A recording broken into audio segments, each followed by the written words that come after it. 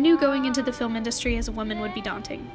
Even when I decided what I wanted to become as a young teenager, I could recognize that being a woman in a male-dominated world would have its obstacles. I looked at the directors of my favorite movies and saw that most, if not all of them, were men. Few films were written for strong, independent leading women, too.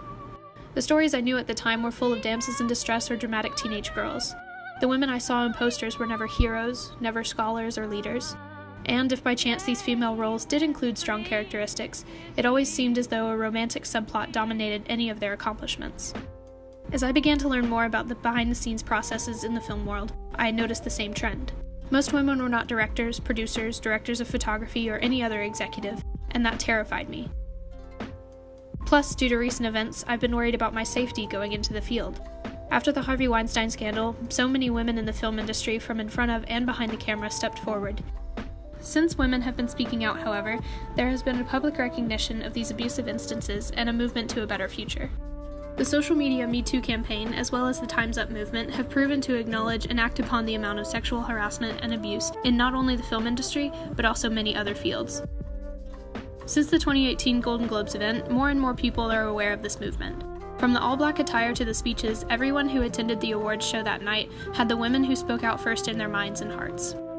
Following that event, Oprah Winfrey's eloquent speech was shared over many platforms and touched many people from all corners of the globe. Her words spoke for all the women who experienced sexual harassment and abuse, those who were not able to come forward, those who did, and the women of the future. For too long, women have not been heard or believed if they dared to speak their truth to the power of those men. But their time is up.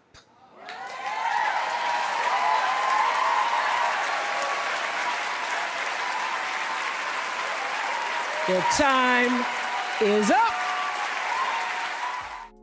Movies are something we all grow up with, whether it be Disney, Star Wars, Harry Potter, or the like.